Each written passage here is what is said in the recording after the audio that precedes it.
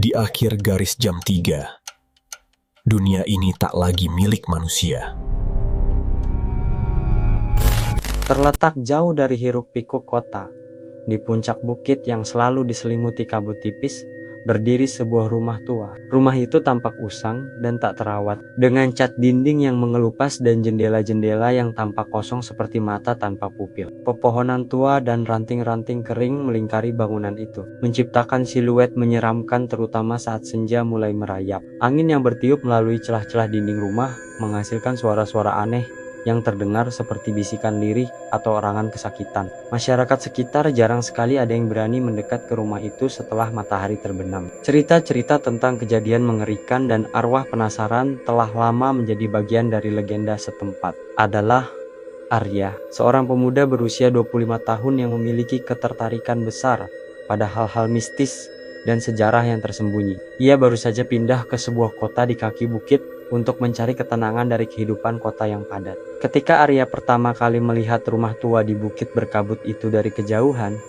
hatinya langsung terpanggil. Ada aura misterius yang kuat memancar dari bangunan itu, sebuah daya tarik yang tak bisa ia tolak. Meskipun banyak orang memperingatkannya untuk menjauhi tempat itu, Arya justru semakin penasaran dengan sejarah kelam yang pasti tersimpan di dalam dinding rumah tua itu. Suatu sore, dengan ransel berisi kamera, alat perekam suara, dan beberapa perlengkapan lainnya, Arya memberanikan diri mendaki bukit menuju rumah tua itu. Kabut sore itu cukup tebal, membuat suasana semakin mencekam. Ketika ia tiba di depan gerbang berkarat yang engselnya tampak rapuh, Arya merasakan bulu kuduknya meremang. Udara di sekitar rumah terasa dingin dan berat, berbeda dengan udara segar di lereng bukit lainnya. Dengan hati-hati ia mendorong gerbang dan melangkah masuk ke halaman yang dipenuhi ilalang tinggi dan dedaunan kering. Rumah itu tampak lebih mengerikan dari dekat. Pintu depan yang terbuat dari kayu jati tebal tampak lapuk dan penuh sarang laba-laba. Jendela-jendela yang kacanya pecah sebagian memperlihatkan interior yang gelap dan suram. Arya mencoba membuka pintu, tetapi pintu itu terkunci rapat. Ia menghela napas dan berjalan mengelilingi rumah mencari jalan masuk lain. Di bagian belakang rumah, ia menemukan sebuah jendela yang kacanya sudah pecah seluruhnya. Dengan sedikit usaha, Arya berhasil membuka jendela itu dan merangkak masuk ke dalam rumah. Begitu berada di dalam, Arya langsung disambut oleh bau pengap, debu tebal, dan bau lembab yang menusuk hidung. Sinar matahari sore yang tersisa hanya mampu menembus sedikit melalui celah-celah dinding dan atap, menciptakan bayangan-bayangan aneh yang menari-nari di dinding. Arya menyalakan senternya dan mulai menjelajahi ruangan pertama. Ruangan itu dulunya mungkin ruang tamu, terlihat dari sisa-sisa perabotan yang tertutup debu, seperti sofa robek, meja kayu yang lapuk, dan lukisan usang yang tergantung miring di dinding. Saat Arya mengarahkan senternya ke sudut ruangan, ia melihat sesuatu yang membuatnya terkejut. Di lantai, tergeletak sebuah buku tua dengan sampul kulit yang sudah mengelupas. Arya mendekat dan berjongkok untuk mengambil buku itu. Debu tebal langsung berterbangan saat ia menyentuhnya. Dengan hati-hati, ia membersihkan debu dari sampul buku itu dan membaca judulnya. Diari Keluarga Blackwood. Blackwood adalah nama keluarga yang dulunya tinggal di rumah ini. Nama yang sering disebut dalam legenda-legenda mengerikan tentang rumah di bukit berkabut. Dengan rasa penasaran yang semakin besar, Arya membuka diari itu. Tulisan tangan di dalamnya sudah agak pudar, tetapi masih bisa dibaca. Halaman pertama berisi catatan tentang kedatangan keluarga Blackwood ke rumah itu pada awal abad ke-20. Mereka adalah keluarga kaya yang mencari kedamaian di tempat terpencil. Namun, semakin Arya membaca, semakin ia menemukan keanehan dalam catatan-catatan itu. Ada keluhan tentang suara-suara aneh di malam hari, bayangan-bayangan yang bergerak sendiri, dan perasaan selalu diawasi. Di halaman-halaman berikutnya, tulisan tangan mulai berubah menjadi lebih kacau dan emosional. Ada catatan tentang anggota keluarga yang mulai sakit tanpa sebab yang jelas, mimpi buruk yang terus menghantui, dan rasa ketakutan yang semakin mencekam. Arya menemukan sebuah entry yang ditulis dengan tergesa-gesa, menceritakan tentang sebuah ritual kuno yang mereka coba lakukan untuk mengusir roh jahat yang mereka yakini menghuni rumah itu. Namun, ritual itu tampaknya gagal dan malah memperburuk keadaan. Arya terus membaca, semakin dalam menyelami kisah tragis keluarga Blackwood. Ia menemukan catatan tentang pertengkaran hebat antar anggota keluarga. Kejadian-kejadian aneh yang semakin sering terjadi dan semakin menakutkan. Hingga akhirnya catatan dalam diari itu terhenti begitu saja di suatu malam yang gelap dan penuh teror. Tidak ada penjelasan lebih lanjut tentang apa yang terjadi pada keluarga Blackwood setelah malam itu. Saat Arya sedang asik membaca, tiba-tiba ia mendengar suara langkah kaki yang samar dari lantai atas. Jantungnya berdegup kencang. Ia yakin ia sendirian di rumah itu. Dengan perlahan, ia berdiri dan mengarahkan senternya ke arah tangga kayu yang tampak reot. Suara langkah kaki itu terdengar lagi, kali ini lebih jelas dan lebih berat. Arya menelan ludah, rasa takut mulai menyergapnya. Ia mencoba menenangkan diri, mungkin itu hanya suara angin atau hewan liar yang masuk ke dalam rumah. Namun, suara langkah kaki itu terdengar semakin dekat, seolah-olah ada seseorang atau sesuatu yang sedang menuruni tangga. Arya mematung, senternya bergetar di tangannya. Ketika sosok itu muncul di ujung tangga, Arya tidak bisa mempercayai apa yang dilihatnya. Itu adalah bayangan hitam tinggi menjulang, persis seperti yang pernah dilihatnya dalam mimpi buruknya beberapa waktu lalu. Bayangan itu bergerak dengan perlahan namun pasti. Matanya yang merah menyala menatap tajam ke arah Arya. Arya terdiam membeku, tak mampu bergerak atau mengeluarkan suara. Bayangan itu semakin mendekat, seringai lebar terukir di wajahnya yang gelap. Tiba-tiba, udara di sekitar Arya terasa sangat dingin, dan bau busuk yang menyengat menusuk hidungnya. Arya merasakan kehadiran yang sangat kuat dan jahat di ruangan itu. Dengan sekuat tenaga, Arya memaksakan tubuhnya untuk bergerak. Ia mundur perlahan, menjauhi bayangan itu. Namun, bayangan itu terus mendekat, seolah-olah tahu ketakutan Arya. Arya tersandung sebuah perabotan tua dan jatuh terduduk di lantai. Bayangan itu berdiri tepat di depannya, tingginya menjulang menutupi seluruh pandangan Arya. Arya memejamkan matanya, bersiap menghadapi hal terburuk. Namun, tiba-tiba ia mendengar suara teriakan yang sangat keras, teriakan yang penuh dengan kesakitan dan kemarahan. Arya membuka matanya dan melihat bayangan itu tanpa kesakitan.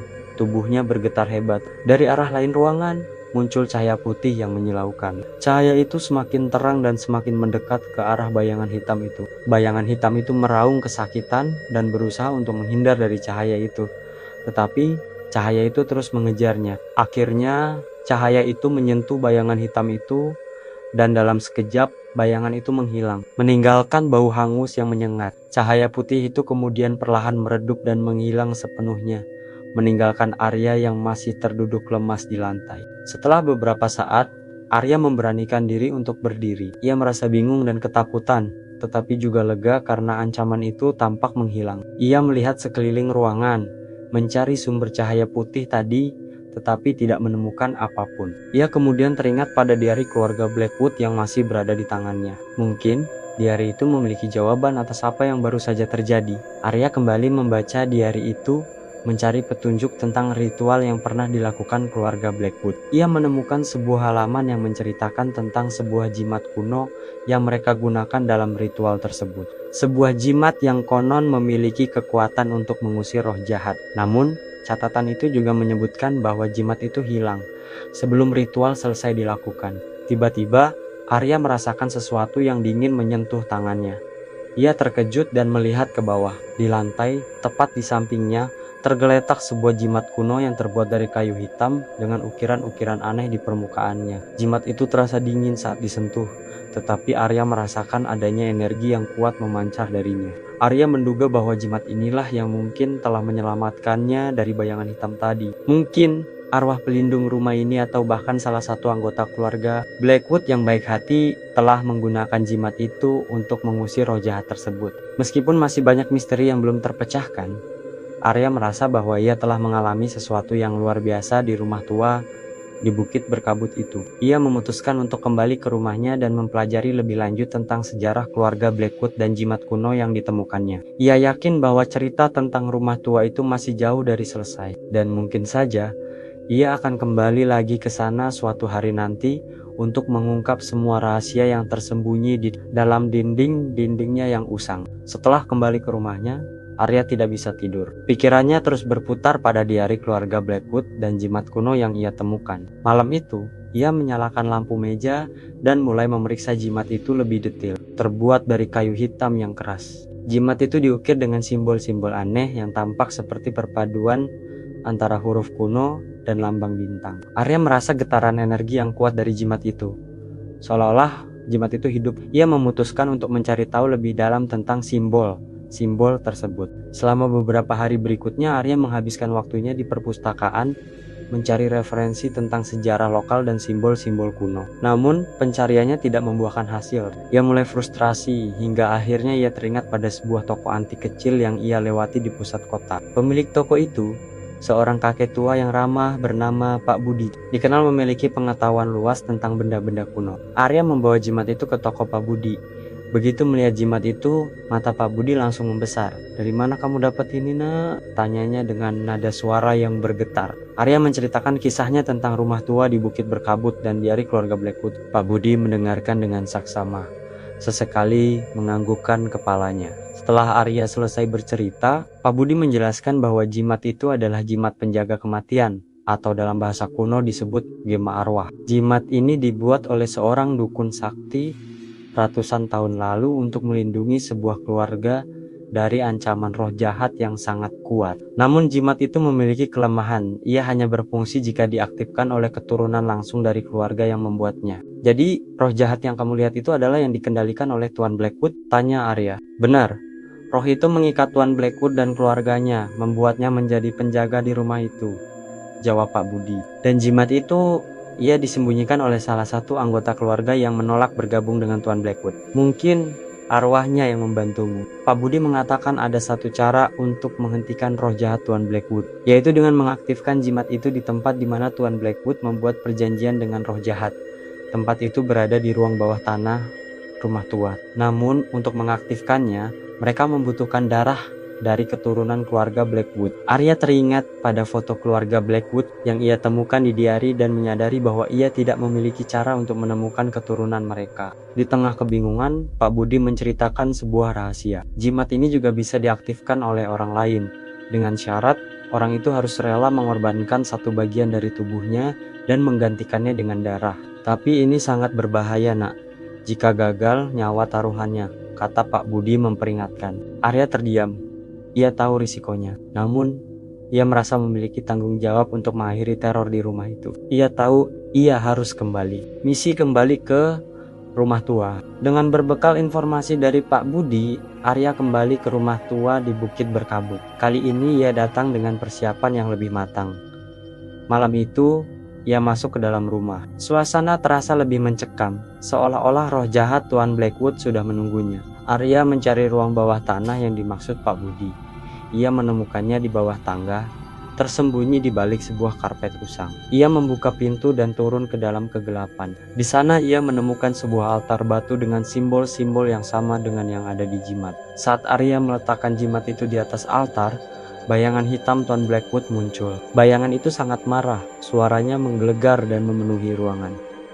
"Kau tak akan bisa menghentikanku," raungnya. Arya ketakutan, tetapi ia menguatkan tekadnya. Ia mengambil pisau kecil yang ia bawa, dan dengan satu tarikan napas dalam, ia melukai tangannya sendiri. Darah mengalir membasahi jimat dan altar. Dalam sekejap, jimat itu menyala, mengeluarkan cahaya putih yang lebih terang dari sebelumnya. Cahaya itu bergerak dari jimat ke altar, dan kemudian mengelilingi bayangan Tuan Blackwood. Bayangan itu meraung kesakitan dan berusaha melarikan diri, tetapi cahaya itu terlalu kuat. Akhirnya, dengan satu ledakan cahaya, bayangan itu menghilang sepenuhnya. Ruangan kembali menjadi gelap, tetapi aura jahat yang selama ini memenuhi rumah itu telah lenyap. Arya merasakan kedamaian. Ia melihat ke sekeliling ruangan, dan di sudut ruangan ia melihat arwah seorang wanita, mungkin istri Tuan Blackwood, yang tersenyum padanya sebelum perlahan menghilang. Arya tahu, ia telah berhasil. Keesokan harinya, Arya keluar dari rumah tua itu. Ia membawa diari dan jimat kuno,